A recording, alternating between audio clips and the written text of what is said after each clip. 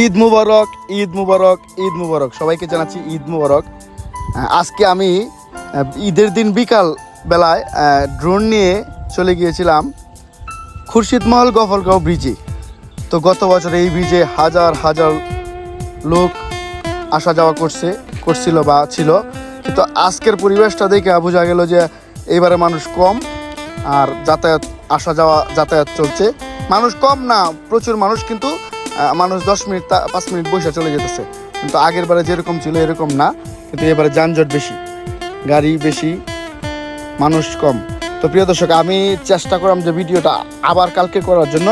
তো সবাই শেষ পর্যন্ত দেখতে থাকুন, ধন্যবাদ।